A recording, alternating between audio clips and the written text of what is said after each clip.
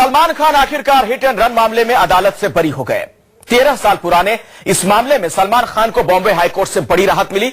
Sessions court से बिल्कुल अलग यह फैसला आया। ऐसे में इस फैसले को लेकर तमाम तरह की प्रतिक्रियाएं भी आ रही हैं। कुछ लोगों का कहना है कि पीड़ित पक्ष को न्याय नहीं मिला, वहीं एक तबके का यह भी कहना है कि यह सलमान खान के साथ भी नाइंसाफी है, क्योंकि उन्हें 13 सालों तक इस मामले में परेशानी उठानी पड़ी। जाहिर तौर पर जांच एजेंसी भी सवालों के घेरे में है। तमाम मोड़ों से गुजरता हुआ यह केस जहां पहुंचा, वहां से अब आगे का रास्ता सुप्रीम कोर्ट की ओर जाता है। आज हमारा सबसे बड़ा सवाल है कि सलमान ने नहीं तो नरुल्ला को आखिर किसने मारा? क्या मुंबई पुलिस ने हिट एंड रन केस को कमजोर किया? कहीं सालों तक सलमान को स्टार होने की सजा तो नहीं मिली? इन तमाम सवालों पर कई खास मेहमानों के साथ चर्चा होगी। इस फैसले को लेकर कई सवाल भी खड़े हो रहे हैं और इस पूरे मसले पर जो बातचीत करने के लिए मेहमान हमारे साथ जुड़ चुके हैं, उनसे मैं आपका तारुफ करवा दूं। मेरे साथ आभा सिंह खुद मौजूद हैं। आप याचिकाकर्ता हैं, एडवोकेट हैं। जस्टिस नागेंद्र राय हमारे साथ जुड़े हैं, उनसे हम बातचीत करेंगे। ऐश्वर्या भाटी एडवोकेट हैं, उनसे हमारी बातचीत होगी। केटीएस तुलसी साहब कुछ ही देर में हमारे साथ मौजूद होंगे, सीनियर एडवोकेट और मेंबर ऑफ पार्लियामेंट। सुरेंद्र पाल साहब हैं, एक्टर हैं, उनसे भी हमारी बातचीत होगी। और बीएल वोहरा साहब, आप आईपीएस अफसर रह चुके हैं, पुलिस में बड़े अधिकारी रहे हैं, उनसे भी हम बात करेंगे। तमाम मेहमानों का बहुत बहुत स्वागत है। और पहला सवाल आभा सिंह जी आपसे ही है। आज जो अदालत का फैसला आया है, उससे एक सवाल यह भी खड़ा हो गया, सलमान खान तो चलिए बरी हो गए, लेकिन आखिर नरुल्ला को फिर मारा किसने? बिल्कुल, हाईकोर्ट को अगर अपना ऑर्डर सुनाना था, सलमान को बरी करना था, तो ये तो ऑर्डर करना था कि जो गाड़ी चला रहा है उसके ऊपर केस किया जाए। अगर अशोक सिंह गाड़ी चला रहे थे तो अशोक सिंह की अरेस्ट के क्यों नहीं ऑर्डर दिए, प्रोसिक्यूशन के ऑर्डर्स क्यों नहीं दिए? साथ ही साथ अगर मुंबई पुलिस और प्रोसिक्यूशन जानबूझ के इस तरह की त्रुटियों को छोड़ रहे थे, उन पे ऑर्डर क्यों नहीं किया एक्शन करने का? अगर सलमान निर्दोष थे, उनको गलत अरेस्ट किया गया, तो बांद्रा पुलिस के अधिकारी जिन्होंने सलमान को अरेस्ट किया था, उनके ऊपर कानूनी कार्रवाई क्यों नहीं ऑर्डर की? आज जो है बहुत सारे सवाल इस ऑर्डर ने सामने खड़े कर दिए और महाराष्ट्र सरकार को सुप्रीम कोर्ट जाना पड़ेगा, क्योंकि सच्चाई सामने आना बहुत जरूरी है कि 13 साल से केस चला, जुडिशरी का समय निकाला गया। हमने याचिका की थी सेशंस कोर्ट में कि अगर कमाल खान का स्टेटमेंट है कि सलमान गाड़ी चला रहे थे और वही जीवित विटनेस है, तो कमाल खान को वापस लाया जाए। 386 सीआरपीसी में लिखा हुआ है कि हाई कोर्ट दोबारा ये केस सेशंस में भेज सकता है और जो त्रुटियां हैं उनको पूरा कर सकता है। तो हाई कोर्ट ने उसमें क्यों नहीं किया, ना कि सारा जो है प्रोसीजरल लैप्सेस का फायदा सलमान को दे दिया? मैं इसका जवाब लेता हूं जस्टिस नागेंद्र राय जी से। सर ये बताएं, यह फैसला किसी निचली अदालत का नहीं है, बॉम्बे हाईकोर्ट का फैसला है। क्या इस पर इस तरह से सवाल खड़े करना सही है?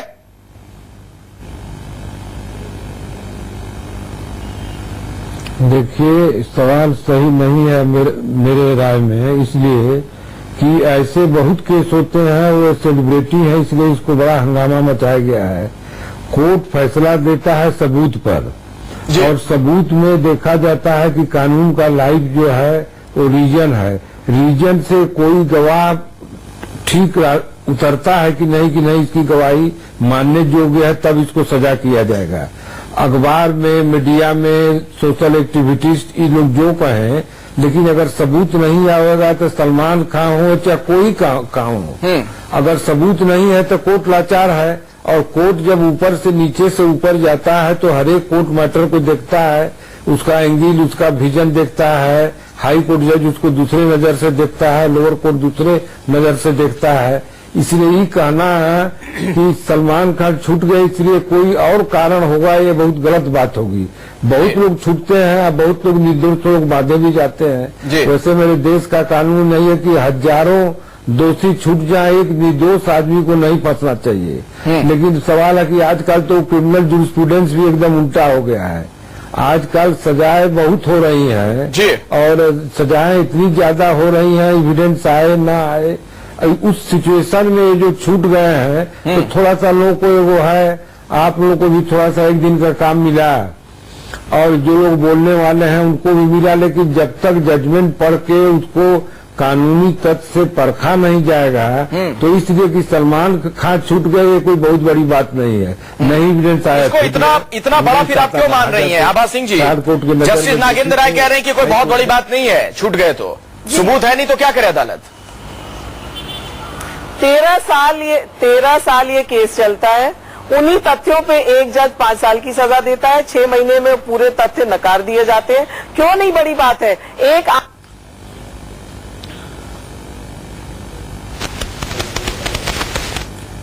जी कट गया। चलिए, कुछ दिक्कत आ गई। आभा सिंह जी के पास मैं दोबारा चलूंगा, लेकिन यही सवाल अब मेरा है। मेरे साथ और भी जो मेहमान है उनसे मैं पूछ रहा हूं। वोहरा साहब, जो ये बात बार बार कही जा रही है, कुल मिलाकर जो शक की सुई घूम रही है, या कह लें कि जिसकी वजह से पूरा केस लगता है प्रभावित हुआ, वो है जांच एजेंसी। क्या आपको लगता है कि पुलिस की भूमिका सवालों के घेरे में है? अदालत में सही तरीके से रखा नहीं गया पूरे पक्ष को, गवाहों को, सबूत को? देखिए, सबसे पहला सवाल तो यह है कि हाई कोर्ट ने एक ऑर्डर किया है, हमें हाई कोर्ट के ऑर्डर का सम्मान करना चाहिए। दूसरा यह है कि जहां तक जांच एजेंसी का सवाल है, अगर जांच एजेंसी ने गलत काम किया होता, शॉडी काम किया होता, तो लोअर कोर्ट उनको 5 साल की सजा नहीं देती सलमान खान को। अब हाई कोर्ट ने जो भी 5 इश्यूज हैं उनको टेक्निकल ग्राउंड्स पे उसको नकार दिया। और उन्होंने कहा कि prosecution has failed to prove it beyond reasonable doubt. ये टेक्निकल ग्राउंड पे कहा गया। मेरा ये मानना है कि सरकार को, महाराष्ट्र सरकार को सुप्रीम कोर्ट में जाना चाहिए, क्योंकि तथ्य तो वही है। और पुलिस पे उंगली उठाना गलत है, क्योंकि पुलिस के चार्जशीट पर ही तो उनका कन्विक्शन हुआ। तो इस मामले में सुप्रीम कोर्ट में एसएलपी दायर करनी चाहिए महाराष्ट्र सरकार को। और मैं नहीं समझता कि नहीं, लेकिन पुलिस क्या कमाल खान से पूछताछ नहीं कर सकती थी तरीके से इस पूरे मामले में? क्या उन्हें पेश नहीं किया जा सकता था? कुछ तो ऐसी कड़ियां हैं जिनको लेकर सवाल खड़े हो रहे हैं कि आखिर इस मामले में पुलिस ने कोई मुकम्मल कार्रवाई क्यों नहीं की? देखिए, ये तो जब तक सारी को केस डायरीज वगैरह ना देखे, जब तक पूरे कागजात ना देखे, कहना मुश्किल है। लेकिन सवाल फिर वहीं आता है कि इन्हीं केसेस के बेसिस पर उनका कन्विक्शन हुआ, इसी डिटेल्स के बेसिस पे हुआ। और ये बातें, और जो कि भाई वो सर्कमस्टांशियल एविडेंस की बात जो है उसको नकारा गया। अब कोई ये कह रहा है कि उनको मौके पे गिरफ्तार नहीं किया गया। नहीं, आप कहना क्या चाह रहे हैं सर? मैं उसको थोड़ा मैं ये कहना चाह रहा हूं, सेशंस कोर्ट में इन्हीं सबूतों के आधार पर कुछ और फैसला सुनाया जाता है, हाई कोर्ट में कुछ और फैसला। तो यानी जो जज है उनके देखने के नजरियों को लेकर आप सवाल खड़े कर रहे हैं। नहीं, काबिलियत की बात भी है, अपना अप्रिसिएशन की बात भी है, पर मैं ये कह रहा हूं कि एक ही सबूतों के बेसिस पर एक कोर्ट सजा देता है, दूसरा उसको बरी करता है। तो इट्स ओनली फेयर और प्रॉपर कि सुप्रीम कोर्ट में जाया जाए, which is the highest court of the land, वो उसका फैसला कर ले। चलिए, क्या ठीक है? ठीक है। मैं नहीं मानता कि पुलिस ने 13 साल वैसे गुजर गए, अब सुप्रीम कोर्ट में जाएंगे, ना जाने कितने साल लग जाएंगे।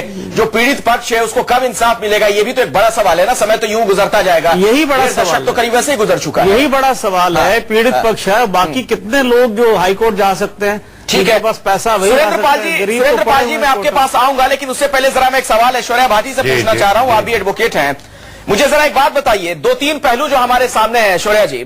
सेशंस कोर्ट का फैसला कैसे हाईकोर्ट में बदल गया? सेशंस कोर्ट में सलमान खान के बारे में कहा गया कि नशे में थे, यह माना गया अदालत में। हाईकोर्ट के फैसले में कहा गया कि सलमान नशे में थे, साबित नहीं हुआ।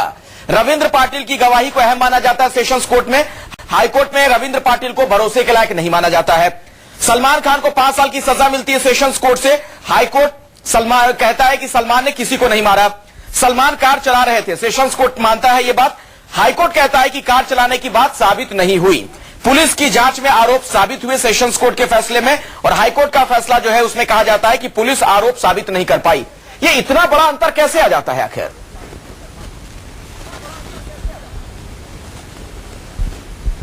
अखिलेश जी, जो हमारी जुडिशरी है वो एक पिरामिडिकल स्ट्रक्चर है।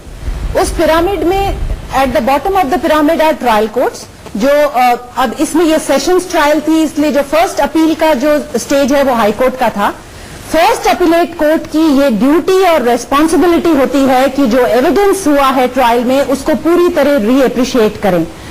अब वो एविडेंस नई तरीके से एग्जामिन नहीं होता, it is the same evidence, लेकिन उसको री एग्जामिनेशन और री एप्रिसिएशन का फुल रेस्पॉन्सिबिलिटी और ड्यूटी फर्स्ट अपीलेट कोर्ट को है। अब इसी तरह इससे आगे के पिरामिड में अब है सुप्रीम कोर्ट। अगर इसमें चाहे तो स्टेट या फिर जो विक्टिम है वो भी, दोनों में से कोई भी जो चाहे वो सुप्रीम कोर्ट में स्पेशल लीव पिटिशन फाइल करके इस जजमेंट को भी चैलेंज दे सकते हैं।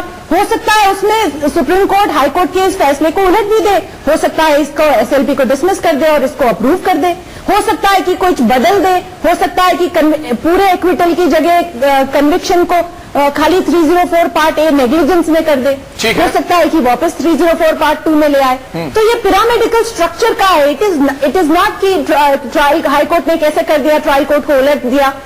This is high court is a constitutional court of law, it is a court of record. जी। क्रिमिनल जुरिस्प्रूडेंस के सेट डाउन प्रिंसिपल्स हैं, उन प्रिंसिपल्स के हिसाब से it is incumbent on high court to reappreciate the evidence. और high court ने reasoning दी है। हाई कोर्ट ने जिस पाटिल को के एविडेंस को पूरी तरह नेगेट करने के लिए स्पेसिफिक रीजन दिया है कि एफआईआर जब उसने रजिस्टर करिए, देखिए first information report is a very important document in a criminal trial. Patil ने जब एफआईआर रजिस्टर करी तो उसमें उसने कभी ये नहीं कहा कि Salman Khan was under the influence of alcohol. ठीक है, एक मेंशन तक नहीं है उसका ना। ये छोटी बात नहीं है, आपने महत्वपूर्ण बात कही है। मैं ऐश्वर्या जी आपके पास दोबारा आऊंगा, ठीक है, लेकिन मैं एक मिनट सुरेंद्र पाल जी से यही सवाल पूछना चाहूंगा। साथ ही साथ पाटिल का आता हूं, ऐश्वर्या जी आपके पास मैं आता हूं, लेकिन सुरेंद्र पाल जी मेरा आपसे सवाल है, चूंकि आप खुद फिल्म इंडस्ट्री से हैं, ये फैसला हाईकोर्ट का है, बॉम्बे हाईकोर्ट का है, ऐसे में इस पर सवाल खड़े करना और इस फैसले के आने के बावजूद सलमान खान को गुनहगार की नजर से देखना कहां तक सही है? देखिए, पहली बात, इस बहस को शुरू करने से पहले मैं ये कहना चाहूंगा कि मुझे पीड़िता परिवार के साथ पूरी संवेदना है और मुझे बहुत ज्यादा दुख भी है इस बात का। और इस बात के बाद मैं आगे बात कहना चाहूंगा कि देखिए, इतना हो हल्ला सलमान के लिए क्यों किया जा रहा है, जबकि सलमान भी एक आम इंसान है, वो भी एक परिवार है, एक किसी का बेटा है, किसी का भाई है। और यदि उनसे ड्राइवर से या उनकी गाड़ी से कोई घटना घटी जिसको हम एक एक्सीडेंट का नाम दे सकते हैं, इसीलिए कहा जाता है कि ये एक्सीडेंट हुआ था, ये कोई जानबूझ के किया हुआ कोई गुनाह नहीं है। और इसके लिए वो उन्होंने 13 साल जो है इस घटना को, इस चीज को उन्होंने सहा है। 13 साल तक जब भी कोई कोर्ट की तलवार किसी के सर के ऊपर लटकती रहती है 13 साल तक, तो वो इंसान काफी पीड़ित रहता है उस चीज से। और मुझे लगता है सलमान साहब काफी पीड़ित रहे 13 साल तक, और अब जाकर उनको इंसाफ मिला। और अगर इंसाफ मिला, उनको लोअर कोर्ट ने उनको सजा सुनाई और हाई कोर्ट ने उनको सजा से बरी किया है, तो मुझे लगता है कि जब भी कुछ कमियां लोअर कोर्ट में रह जाती हैं, जो रेक्टिफाई हो जाती हैं जाके हाई कोर्ट में जाकर, और बहुत सारे लोग जो हैं, इसीलिए हम लोअर कोर्ट के बाद हाई कोर्ट बनाए और हाई कोर्ट के बाद सुप्रीम कोर्ट बनाए। शायद सेशंस कोर्ट में कुछ त्रुटियां रह गई थी जो कि अब रेक्टिफाई हुई हैं बॉम्बे हाई कोर्ट में बड़ी अदालत में आके। देखिए, यही चीज जब सुप्रीम कोर्ट ऑर्डर अलग करेगा तो हम कहेंगे कि हाई कोर्ट में कुछ त्रुटियां रह गई थी जो सुप्रीम कोर्ट ने सही करी। तो अभी इसमें सुप्रीम कोर्ट बाकी है। मैं आशा करती हूं और होप करती हूं कि महाराष्ट्र सरकार सुप्रीम कोर्ट जाएगी, क्योंकि प्रोसीजर पे न्याय न मिलना कहीं नहीं लिखा हुआ है। सुप्रीम कोर्ट के कई ऑर्डर्स हैं कि procedure is the handmade of justice. Procedure में पंच होल्स करके आप न्याय न दें, ये कहां का तकरार है? तो इशू इस बात की है कि जब 386 में ये वापस सेशंस कोर्ट भेजा जा सकता था, डीनोवो प्रोसीडिंग्स हो सकती थी। कमाल खान जो एक बहुत अहम थे, जिनका स्टेटमेंट था कि सलमान खान गाड़ी चला रहे थे, कमाल खान का स्टेटमेंट 164 में क्यों नहीं लिया गया? कमाल खान को देश छोड़ने के लिए क्यों परमिशन दी गई? उनके नाम से वारंट क्यों नहीं निकाला गया? ये सब सवाल हमने सेशंस कोर्ट में ट्रायल के वक्त उठाए थे, लेकिन इनको उस वक्त पूरा नहीं किया गया। उसका फायदा सलमान खान को मिला, लेकिन फायदे की जगह ज्यादा सही होता अगर हाईकोर्ट इनको वापस सेशंस कोर्ट भेजता और इन त्रुटियों को पूरा करता और सही ढंग से इन पर भी स्पीकिंग ऑर्डर देता। जस्टिस नागेंद्र जी, इंतजार होगा कि सुप्रीम कोर्ट में ये मामला आए। ठीक है, जस्टिस नागेंद्र राय जी जो बात कह रही है आभा सिंह, उन्होंने कमाल खान का जिक्र किया, क्यों नहीं मुकम्मल पूछताछ हुई कमाल खान से? कहीं ना कहीं कुछ ऐसी चीजें तो हैं, कुछ पहलू ऐसा है जिसको लेकर सवाल खड़े हो रहे हैं। देखिए, एक उन्होंने 386 का जिक्र किया और डिस्क्रिशनरी पावर, जुडिशियल पावर जरूर अपीलेट कोर्ट को है कि चाहे तो किसी का गवाही ले सकता है, मंगवा सकता है, लेकिन ये फिर डिपेंड करता है फैक्ट्स ऑफ ईच केस का प्रेजेंटेशन पर। ट्रायल कोर्ट ने नहीं चीज समझा, नहीं बुलाया कि 3 गवाह ही हैं या 2 गवाह हैं तो क्यों बुलाएं। लेकिन सबसे बड़ा जो अभी आप कह रहे हैं कि सुप्रीम कोर्ट जाएंगे, तो एक बात याद रख लीजिए कि सुप्रीम कोर्ट का पावर एक्विटल के खिलाफ बड़ा लिमिटेड रहता है। हाँ, ऐसा आप बात नहीं है कि गवर्नमेंट अपील करेगी और तुरंत 1 मिनट में एडमिट हो जाएगा। जब एक बार एक्विटल हो जाता है तो जो एक इनोसेंस रहता है वो और एक्सटेंशन हो जाता है और उसको अपील बहुत, जब तक कोई बहुत कड़ा ग्राउंड नहीं होगा तब तक सुप्रीम कोर्ट इंटरफियर नहीं करता। कन्विक्शन के खिलाफ अपील और एक्विटल के खिलाफ दोनों में बहुत ही अंतर है। इसलिए सुप्रीम कोर्ट में अपील आने से मतलब है कि हो सकता है, लेकिन पावर सुप्रीम कोर्ट एक जो प्रिंसिपल लेट डाउन किया है उसके अनुसार अगर 2 व्यूज पॉसिबल है तो only because 1 view has been taken by the high court, supreme court will not interfere in the matter. जी आभा जी, आपने सुना जो कुछ कहना जस्टिस नागेंद्र राय जी का, और मेरा सवाल यह भी है कि अब आगे का क्या आप लोगों को रास्ता नजर आ रहा है, इसमें क्या हो सकता है? और देखिए, पहली बात यह है कि सलमान के स्टेटमेंट में जब दिया था उन्होंने उस वक्त ये मुद्दा नहीं उठाया कि गाड़ी अशोक सिंह चला रहे थे। सलमान क्यों चुप रहे? अशोक सिंह को 12 साल बाद क्यों लाया गया? ये क्या एक स्टेज मैनेज ट्रायल था या इसको क्या ऐसी थी कि क्या पुलिस और प्रोसिक्यूशन जानबूझ के कमाल खान का उन्होंने ड्रॉप किया और आज हाईकोर्ट खुद उन पे स्ट्रिक्चर्स पास कर रहा है? तो मुझे लगता है प्रोसिक्यूशन और मुंबई पुलिस को अपनी छवि सही करने के लिए, सच्चाई सामने लाने के लिए, और ये भी कि गाड़ी चला कौन रहा था, क्योंकि नूरुल्लाह की मृत्यु हुई है, इसलिए महाराष्ट्र सरकार को सुप्रीम कोर्ट जाना पड़ेगा। नहीं तो जिन पुलिस वालों ने अगर गलत अरेस्ट किया सलमान खान को तो उन पुलिस वालों के खिलाफ कार्रवाई हो। अगर अशोक सिंह गाड़ी चला रहे थे तो अशोक सिंह के खिलाफ कार्रवाई हो। कार्रवाई तो आपको किसी के खिलाफ करनी पड़ेगी। नहीं, एक बात बताइए आभा सिंह जी, चूंकि आप कुछ देर के बाद कहीं जा रही हैं, आपसे मैं सवाल इसीलिए पूछ रहा हूं, बाकी मेहमानों से मैं ब्रेक के बाद भी बातचीत करता रहूंगा, लेकिन जरा मुझे एक बात बताएं, ऐसा तो नहीं कि सलमान खान का स्टार होना उनके लिए भारी पड़ गया? क्योंकि अगर आप इस लिहाज से देखिए, बॉम्बे हाईकोर्ट का फैसला है, बॉम्बे हाईकोर्ट ने उन्हें बरी कर दिया, तो इसका एक मतलब यह भी तो है ना, एक पहलू तो यह भी है कि सलमान खान को 13 सालों तक उस पीड़ा से गुजरना पड़ा जिसके लिए वो जिसके वो हकदार नहीं है। देखिए, सलमान खान पे अगर सेलिब्रिटी स्टेटस नहीं होता तो ये केस इतने साल चलता ही नहीं। 64 विटनेस में पुलिस जो है मात्र 10 से 15 विटनेसेस को समन्स दे पाई। ऐसा क्या हुआ कि पुलिस को मिल नहीं रहे थे या पुलिस देना नहीं चाह रही थी? कमाल खान को, जो कि विटनेस थे, स्टार विटनेस थे, प्रोविजन है कि स्टार विटनेस को ड्रॉप नहीं किया जा सकता। वही स्टार विटनेस जो है स्टेटमेंट देके कोर्ट से ऑर्डर लेके बाहर चला जाता है और प्रोसिक्यूशन प्रोटेस्ट नहीं करती। तो ये जो प्रोसीजरल लैप्सेस थे, इसका फायदा सलमान खान को किन कारणों के वक्त दिया गया? इसका ये सेलिब्रिटी स्टेटस था, इस वजह से उनको मिला।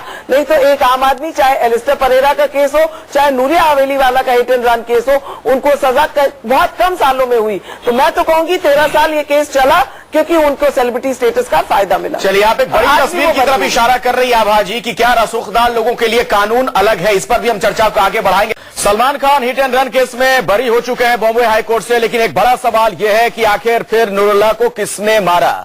जो पीड़ित पक्ष है, क्या उसे इंसाफ मिला?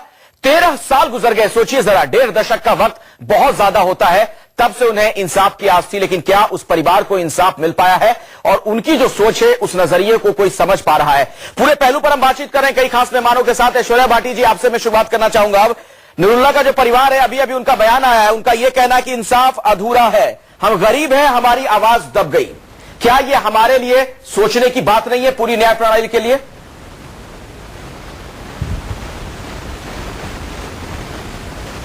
जी, सही कह रहे हैं आप। जो आपने सवाल उठाए वो बहुत इंपॉर्टेंट सवाल हैं। इवन आभा जी जो सवाल उठा रही हैं वो भी बहुत इंपॉर्टेंट सवाल हैं। पर अनफॉर्चुनेटली अभी जो हमारा, फॉर्चुनेटली और अनफॉर्चुनेटली जो क्रिमिनल जुरिस्प्रूडेंस है वो इंक्विजिटोरियल सिस्टम पर नहीं है। It is based on Anglo Saxon system, जिसमें the crime has to be prove beyond the shadow of reasonable doubt. और अगर कोई भी तरह के डाउट्स होते हैं या इन्वेस्टिगेटिव फॉल्ट्स होते हैं, इन्वेस्टिगेशन एजेंसी के फॉल्ट्स होते हैं, उस सारे का बेनिफिट एक्यूज्ड को जाता है। Maybe time has come for us to see कि विक्टिम ओरिएंटेशन ज्यादा हो, बट आफ्टर ऑल जो एग्जिस्टिंग सिस्टम है उससे अलग हटके तो नहीं देखा जा सकता।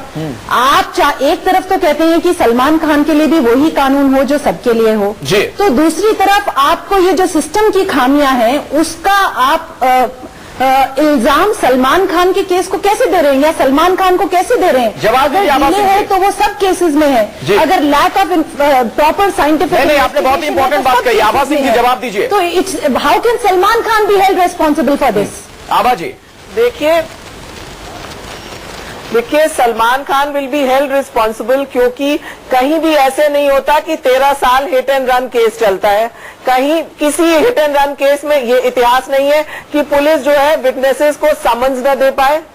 ऐसा कहीं नहीं है कि सलमान खान को एक्सीडेंट की साइट से 24 घंटे छोड़ दिया जाए, अगले दिन अरेस्ट किया जाए।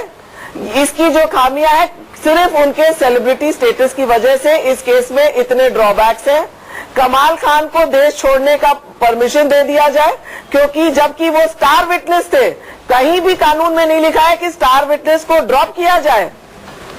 जी, जस्टिस राय, उनको क्यों नहीं वापस लाया गया? हाँ। तो ये कानून जब आप उसको इन प्रैक्टिस आप दो तरह से कर रहे हैं। हाँ। जब लॉ को दो टाइप से प्रैक्टिस किया जा रहा है, इसलिए न्याय व्यवस्था पे लोग डिस्कस कर रहे हैं और सच्चाई सामने नहीं आ रही है। जस्टिस और राय, आप अगर आपने खुद कहते हैं कई अशोक मामलों सिंह में गाड़ी फैसले चला रहा दिए है, हैं। तो ठीक क्या है। आज आपने अपने ऑर्डर आभा में जी। अशोक सिंह का नाम लिया? जी जी, आभा जी, आपकी बात हो गई, मैं आता हूं फिर आपके पास। जस्टिस नागेंद्र राय जी, क्या जो रसूखदार लोग हैं वो जो खामियां हैं पूरी न्याय प्रणाली में, पूरी व्यवस्था में, उसका फायदा उठाते हैं?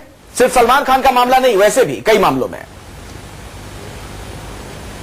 देखिए, हाँ, बहुत लोग उठाते हैं। देखिए, यहाँ पर क्रिमिनल जूरिस्प्रूडेंस जो है ना, state is a custodian of law and order. State जो है वही माना जाता है कि कानून लॉ एंड ऑर्डर का मालिक है।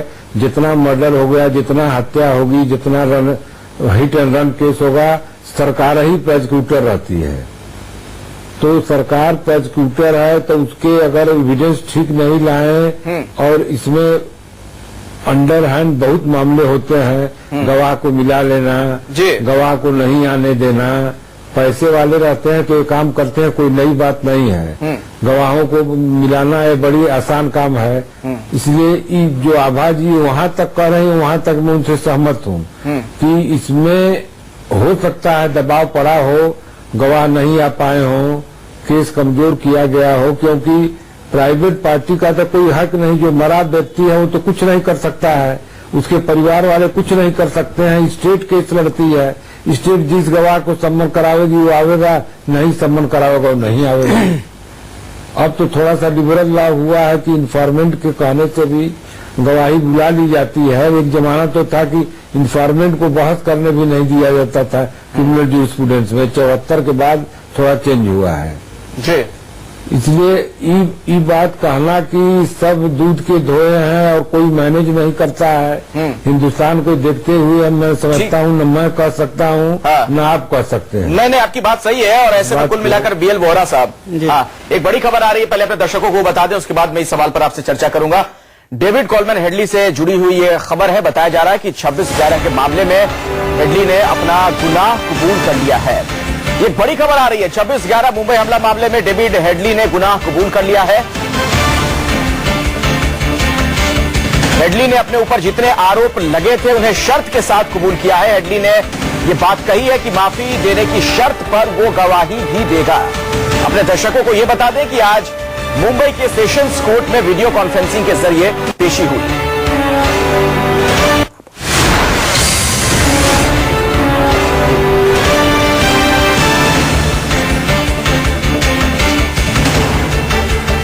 तो 26/11 हमलों का आरोपी डेविड कोलमैन हेडली, और उसने वीडियो कॉन्फ्रेंसिंग के जरिए जो पेशी हुई तो यह बात कबूल की है। उसने माफी की शर्त रखी है। जो अहम खबर है आपको बताएं, माफी की शर्त रखी है और इस आधार पर उसने कहा है कि वो गवाह बनने को तैयार है अगर उसे माफी दी जाती है। और ऐसे में अब ये देखना अहम होगा कि क्या पाकिस्तान का भी पर्दाफाश होगा इससे। हेडली जो बातें बताएगा उससे जो पाकिस्तान का दोहरा रवैया रहा आतंकवाद को लेकर और 26/11 के कई गुनहगारों को जो उसने पनाह दे रखी है, इस मामले में भी कुछ नई तस्वीर निकलकर सामने आएगी। बीएल वोहरा साहब, आपको क्या लगता है ये जो पूरा मामला है, डेविड कोलमैन हेडली अगर गुनाह कबूल कर लेता है तो ये कितनी बड़ी कामयाबी है भारत के लिए, देखिए ये एजेंसियों के लिए? ये दो मामलों में बहुत बड़ी कामयाबी है। पहला तो ये बड़ा ऐतिहासिक है कि मैं समझता हूं ऐसा पता नहीं पहले हुआ कि नहीं, मेरे ख्याल से तो नहीं हुआ होगा कि एक वीडियो कॉन्फ्रेंसिंग के जरिए अमेरिका में एक एक्यूज्ड है, उसकी यहाँ पे कोर्ट पे पेशी होती है उसकी। ठीक है। दूसरा बड़ा अहम है कि उसने कबूल किया, ये जैसा आप बता रहे हैं कि उसने कबूल किया अपना क्राइम जो है कबूल किया। और ये बहुत भारी जीत है हिंदुस्तान की एजेंसीज की, जुडिशरी की, जुडिशियल प्रोसेस की, और अमेरिका के लोगों का भी थैंक्स करना सरकार का वहां का बहुत जरूरी है कि उन्होंने भी इस मामले में कोऑपरेट किया। और मैं समझता हूं कि अब इसको आगे बढ़ना चाहिए, और उसको माफी की शर्त है तो है, वो तो जो इन्होंने माना है, लेकिन इससे ये जरूर होगा कि पाकिस्तान का पर्दाफाश होगा और हमारा केस और मजबूत होगा इस मामले में। जी, केटीएस तुलसी साहब भी हमारे साथ जुड़ गए हैं, सीनियर एडवोकेट और मेंबर ऑफ पार्लियामेंट हमारे साथ। तुलसी साहब जी, आपका बहुत बहुत स्वागत है। और ऐसे तो हम चर्चा आपसे करना चाह रहे थे सलमान खान वाले मामले में, हिट एंड रन केस में, लेकिन चूंकि एक बड़ी खबर आ गई है डेविड कोलमैन हेडली से जुड़ी हुई, उसने अपना गुनाह कबूल करते हुए माफी की शर्त पर यह कहा है कि वो गवाही दे सकता है। ये कितनी बड़ी कामयाबी हो सकती है 26/11 के इन्वेस्टिगेशन में? ये बहुत बड़ी कामयाबी है, और मैं सरकार को और भारत की सरकार को और नेशनल इन्वेस्टिगेटिंग एजेंसी को बधाई देता हूं कि उन्होंने ये इतनी डिटेल्ड परसिस्टेंट इंटेरोगेशन के बाद उसको परसुएट किया कि वो अपना गुनाह कबूल करे। तो मैं ये समझता हूं कि इससे हमारा रास्ता साफ हो जाएगा। जैसे बाहर जितने मुल्जिम बैठे हैं जिनकी अभी तक ट्रायल नहीं हो पाई, उनके खिलाफ डायरेक्ट एविडेंस जब आ जाएगा तो उनकी एक्सट्रेडिशन करनी ही पड़ेगी। बाकी देशों को आखिर जो ग्लोबल कोऑपरेशन ऑन टेरर है, ये उसका एक सबूत है, और पाकिस्तान को भी इसके ऊपर इसका नोटिस लेना पड़ेगा। जब ये एविडेंस पाकिस्तान के सामने रखा जाएगा, जो भारत की अदालत में आएगा, तो वो उनको लखवी के खिलाफ कार्रवाई करनी पड़ेगी। और अगर भारत कहता है कि उसको एक्स्ट्राडाइट किया जाए, भारत में लाया जाए, दाऊद इब्राहिम को लाया जाए, तो ये अब देशों के लिए, बाकी विदेशों के लिए उनको रिफ्यूज करना या बहाना बनाना अब नहीं संभव होगा। बहुत ही अहम बात आप करें। हाँ, मैं सर आता हूं आपके पास। ऐश्वर्या भाटी जी, क्या अब अंतर्राष्ट्रीय स्तर पर भी भारत इसके जरिए पाकिस्तान पर दबाव बना सकता है? चूंकि जो बात कह रहे हैं तुलसी साहब की, ये डायरेक्ट एविडेंस है, तो जकीउर रहमान लखवी हो, हाफिज सईद हो, जो मुंबई हमलों के गुनहगार पाकिस्तान में छिपे बैठे हैं, उनके खिलाफ अब कार्रवाई मुमकिन है? जी, मैं बिल्कुल तुलसी सर से पूरी तरह एग्री करती हूँ। I think it's a breakthrough, it's a very very formidable breakthrough for our investigating agency. Government का इनिशिएटिव है, governments on both sides, it's not just Indian government but the government of America also. और जिस तरह से ये आया है, I mean it could not have been better time. Terrorism पे the time has come that we all nations of the world have to have a complete zero policy and expose nations who are violating that policy, and जो proxy तरीके से उनको पूरी तरह पनाह दे रहे हैं, उनको आगे बढ़ा रहे हैं, सुलगा रहे हैं, उन नेशंस को हमें एक्सपोज करना चाहिए, उनके ऊपर प्रेशर बना के, और लेट एवरीबडी सी कि कहाँ है। जी, कुछ टेक्निकल दिक्कत है, दोबारा मैं आपके पास आता हूं। जस्टिस नागेंद्र राय जी, पाकिस्तान का पर्दाफाश होगा अब, आपको क्या लगता है?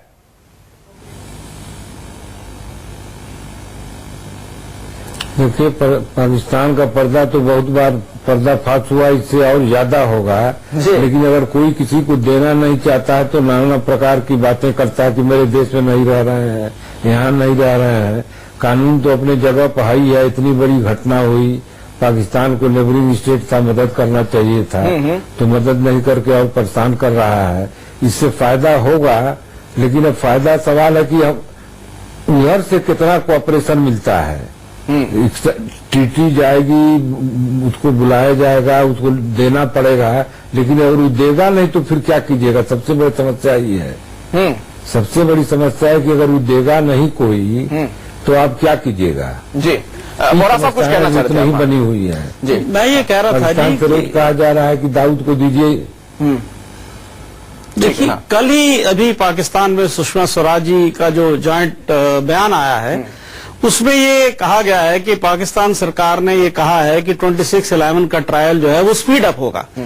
तो उसको देखते हुए कि बहुत महत्वपूर्ण है कि उस कड़ी में अब ये भी जुड़ जाएगा। नहीं, लेकिन जब हम डोजियर देते हैं, तमाम सबूत देते हैं, सुराग देते हैं, वो तो मानता नहीं है पाकिस्तान। लेकिन ये तो डायरेक्ट एविडेंस आ रहा है ना, अब ये तो ज्यादा इंपॉर्टेंट है। और दूसरा ये इसकी अहमियत ये है कि ये एक नया प्रेसिडेंट हो गया, एक नया रास्ता खुल गया हमारे देश के लिए भी और देशों के लिए भी कि आप इस तरह का काम भी कर सकते हैं। और जैसा तुलसी जी कह रहे थे कि मुझे लगता है कि अब और देशों के साथ भी ऐसी कोऑपरेशन हो सकती है और होनी चाहिए भी, जिस तरह के हालात हैं। तो ये बहुत बड़ी कामयाबी है और इसको और परसू सरकार करेगी, मुझे पूरा विश्वास है। केटीएस तुलसी साहब, डेविड कोलमैन हेडली की गवाही के जरिए क्या अंतर्राष्ट्रीय दबाव भी पाकिस्तान पर अब बन सकता है, जिस तरह से उसने कई आतंकियों को पनाह दे रखा अपने यहाँ? बिल्कुल। देखिए, अब जो वेस्टर्न कंट्रीज हैं वो खुद डायरेक्टली विक्टिम बन गई हैं टेररिज्म की। और टेररिज्म का जो मेन सोर्स है वो पाकिस्तान है। तो अभी कोई भी वेस्टर्न पावर ये टॉलरेट नहीं करेगी कि वो कोऑपरेट ना करें। इस केस में अगर डायरेक्ट एविडेंस आता है, सारी दुनिया के सामने रखा जाएगा।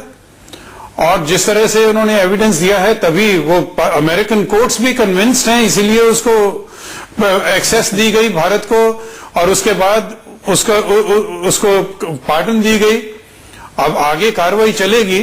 मेरे को कोई शक नहीं है कि अब दुनिया के सारे देश एक मुट्ठ हो गए हैं आतंकवाद को लड़ने के लिए। और जैसा भयंकर अटैक हुआ पेरिस में, उसके बाद कोई भी देश अब ये टॉलरेट नहीं करेगा कि बहाने बना के आप ना तो उसकी ट्रायल अपने देश में करें और ना उसको दूसरे देश में भेजें जहां पे जुर्म हुआ है। दोनों में से एक कार्रवाई तो करनी पड़ेगी। और पाकिस्तान ये नहीं कर सकता है कि 20 साल तक 25 साल तक कुछ ना अपने देश में हो ना हमें करने दें। उनको करना ही पड़ेगा। ये आप देख लेंगे अगले 2 साल में। अच्छा आभा सिंह जी, लेकिन एक पेच है, माफी की शर्त है इसमें, आपको लगता है ये मुमकिन है? देखिए, अब ये तो अमेरिका ने उनको पहले ही क्लेमेंसी करके, माफी करके ही उनको वहां पे वीडियो कॉन्फ्रेंसिंग भी करने दी है। लेकिन सबसे बड़ी बात है कि सिर्फ पाकिस्तान क्यों, हिंदुस्तान में जो स्लीपर सेल्स थे, सिर्फ 10 लोग इतना बड़ा एग्जीक्यूट नहीं कर सकते थे। जो हिंदुस्तान में जिन लोगों ने हेल्प करी इनको, उनके नाम क्यों नहीं बता रहे हैं डेविड हेडली? वो फैक्ट्स लेके सामने आए। अगर कोऑपरेट कर रहे हैं तो रियल सेंस में कोऑपरेट करें। और रही वीडियो कॉन्फ्रेंस की बात, तो मुझे लगता है कमाल खान का भी वीडियो कॉन्फ्रेंस करके हाईकोर्ट को उनका स्टेटमेंट ले लेना चाहिए था, ताकि प्रोसीजरल जो त्रुटियां थी वो खत्म कर दी जाती और ये केस स्ट्रांग हो जाता। अभी भी चाहे तो वो इनका वीडियो कॉन्फ्रेंसिंग कर ले। केटीएस तुलसी साहब, एक बार फिर से आपसे मेरा एक सवाल है। डेविड कोलमैन हेडली को वैसे इस मामले में एक तरीके से उससे और भी जानकारियां इस लिहाज से निकालनी पड़ेंगी, उसको क्रॉस वेरीफाई करना पड़ेगा। हम किस हद तक मान सकते हैं वो जो कहेगा सच कहेगा? क्योंकि हिंदुस्तान में भी जो बात आभा सिंह जी कह रही है, हो सकता है कई स्लीपर सेल हो, उनके बारे में कुछ उससे सुराग मिल सकते हैं, जानकारियां मिल सकती हैं। देखिए, कोई भी कार्रवाई सिर्फ उनके बयान पे तो होगी नहीं। उनका बयान जो है वो कम से कम डायरेक्ट एविडेंस देगा जो हमारे पास नहीं है। उसके बाद करॉपरेशन होगी, साइंटिफिक एविडेंस से करॉपरेशन होगी, तभी उसके ऊपर कार्रवाई की जाएगी और तभी उसके ऊपर जजमेंट भी आएगी। तो ये नहीं है कि वो जो मर्जी बोल सकते हैं, उनको पूरा सच बोलना पड़ेगा। जो भी उनके नॉलेज में है उनको सारा बताना पड़ेगा, सारे का सारा किस्सा। और उसके बदौलत उनको माफी दी जाती है। माफी देना मैं इसके हक में हूं, क्योंकि नहीं तो हमारे पास डायरेक्ट एविडेंस आएगा नहीं पाकिस्तान के इन्वॉल्वमेंट का। डायरेक्ट एविडेंस जिसने खुद देखा है, he was in the thick of conspiracy. उन्होंने बाकी लोगों के साथ, नकवी और बाकी जो हैं आईएसआई के ऑफिशियल्स, उनके साथ पर्सनली डील किया है। और उसका सबूत जो है करॉपरेशन भी लेगा भारत, जो भी पॉसिबल है। दूसरे देश में शायद नहीं पॉसिबल होगा, मगर जो भी वो एविडेंस देंगे जो लोग भारत में हैं, उसकी करॉपरेशन भारत ले सकता है। नहीं, लेकिन तुलसी साहब, लेकिन तुलसी साहब, जस्टिस नागेंद्र राय इस बात से इत्तेफाक नहीं रख रहे। उन्हें लग रहा है कि पाकिस्तान अगर मदद करेगा तब ना। पहले का जो पाकिस्तान का इतिहास है बड़ा दागदार रहा है, जिस तरीके से कई मौकों पर पलटता रहा है, 26/11 मामले में आपने भी देखा कितने डोजियर दिए गए, तमाम सबूत दिए गए, सीधे नकार देता है। हाफिज सईद, जकीर रहमान लखवी अभी भी आराम से वहां घूम फिर रहे हैं। तो कैसे हम मान लें कि डेविड कॉलमैन हेडली जो बातें कहेगा, जो गवाही देगा, उसको पाकिस्तान कबूलेगा? दुनिया बदल रही है। जैसे ही आतंक और आईएस की एक्टिविटी सामने आ रही है, दुनिया बदल रही है। अब यह संभव नहीं होगा कि 10-10 साल, 20-20 साल दूसरे देशों की आंख में आप धूल झोंकते रहो। जी, कुछ ना कुछ करके दिखाना पड़ेगा पाकिस्तान को भी। और भारत भी अब दबाव डाल सकता है दाऊद इब्राहिम की वापसी के लिए, बाकी मुल्जिमों की वापसी के लिए। जी। अगर पाकिस्तान कार्रवाई नहीं करेगा तो यहाँ पे कार्रवाई होगी। बिल्कुल, बोरा साहब कुछ कहना चाहते हैं, आप ही कमेंट। हाँ, छोटे में आपको कुछ ना कुछ कीमत देनी पड़ती है। जी। और ये कीमत है माफी की। ठीक है। तभी आपके पास एविडेंस आता है, इसीलिए ये प्रावधान है कानून में। ठीक है। हाँ, ऐसा है, अगर मान लीजिए 1 मिनट के लिए पाकिस्तान कुछ नहीं करता, लेकिन उसकी गवाही से हिंदुस्तान में बड़े ऐसे लोग होंगे जो हमारे देश में हैं, जिनके खिलाफ कार्रवाई की जा सकती है। कई सफेद पोस्ट होंगे जो एक्सपोज हो सकते हैं। उसके एविडेंस के बेसिस पे, तो उसका तो फायदा तो होना ही। चलिए, मेरे पास अब वक्त नहीं है। आबा सिंह जी और जस्टिस राय, मैं आपके पास नहीं आ पा रहा हूं, माफी चाहूंगा आप दोनों से। बहुत बहुत शुक्रिया आप तमाम मेहमानों का इस चर्चा में शिरकत करने के लिए। लेकिन